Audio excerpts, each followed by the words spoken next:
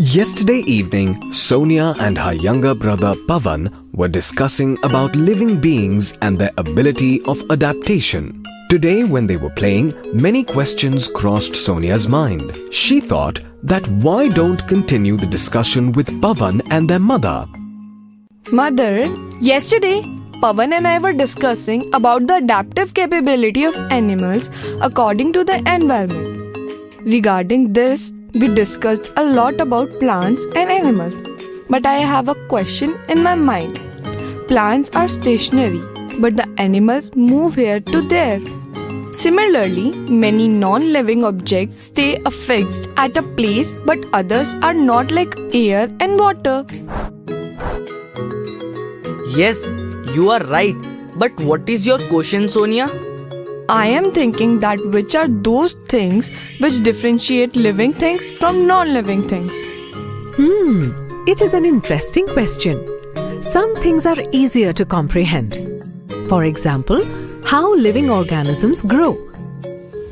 We are so small at the time of birth and gradually grow and become adults. Animals like birds and reptiles lay eggs, from which their babies come out. Then they grow and become adults. But mother, all these signs are shown by plants as well. I can understand one thing, that all living organisms consume food, from which they get nutrients and energy. Yes, children, it proves that even plants are living beings. And in fact, plants are the primary sources of food, as they make their own food through the process of photosynthesis. Other animals depend on them for their food, either directly or indirectly. Sonia, one more thing.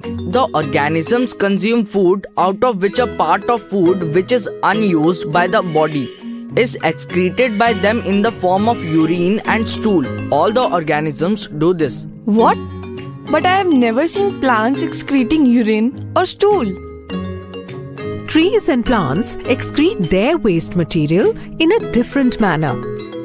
Their waste materials get accumulated in some of their parts, like leaves and bark. When too much waste gets accumulated, the trees shed their leaves and barks.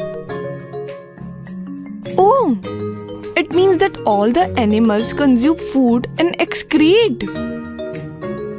Sonia, yesterday were we not trying to hold our breath underwater? All living beings breathe too, and that too in different ways. Yes, we learned that the terrestrial animals breathe through the nostrils, whereas fishes breathe through gills, and dolphins breathe through a hole on their head. Some other animals breathe through their skin as well, like earthworms. And some animals, like frogs, can breathe both in water and on land. In water, they breathe through their skin, and on land, they breathe through their nostrils. Yes, and isn't it interesting that plants breathe differently in days and nights? During the day, through the process of photosynthesis, oxygen is generated. They use the oxygen according to their need and release the rest in the atmosphere. On the other hand, after sunset, plants are unable to perform photosynthesis and start taking oxygen in and release carbon dioxide. All this is so amazing, right? There are so many unbelievable animals in this world, possessing variations among them. Yes, you are right. But along with these variations, they share many similarities as well. Like, animals can adapt as per their habitat.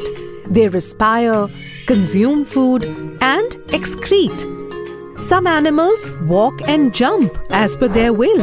And there is one more task performed by all living beings. What is that? That is reproduction. It is the process through which animals multiply. Some organisms lay eggs and some give birth to their young ones. Yes, even plants reproduce through seeds.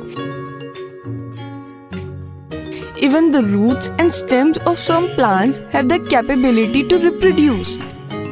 It is just that the plants can't move. Movement is one of the many characteristics possessed by living beings. But movement only doesn't justify their liveliness. Other abilities like breathing, reproduction should also be present to qualify as a living being. For example, my remote controlled car. That is why air and water are still classified as non-living, even when they can move. What a way of explaining. Thanks, Mummy.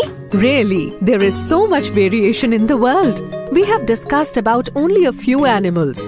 In forests, water bodies, deserts, and grasslands, there are so many animals about which we don't even know. And there are so many microorganisms that live in our surrounding air, soil, the food we eat, and even within ourselves in our body. Yes, and the qualities we have discussed now taught us about how living beings are different from non-living beings. This is so interesting. In the coming summer vacation, we should visit somewhere where we can observe a lot of amazing animals. That is why I have thought that we should visit rainforests of Kerala this summer vacation. Yay! This is great idea. Since yesterday I was also thinking about the same, that where should we visit. I like this plan too. We will find many amazing animals in the rainforest. Wow, we are going to enjoy a lot then. We will definitely go to Kerala.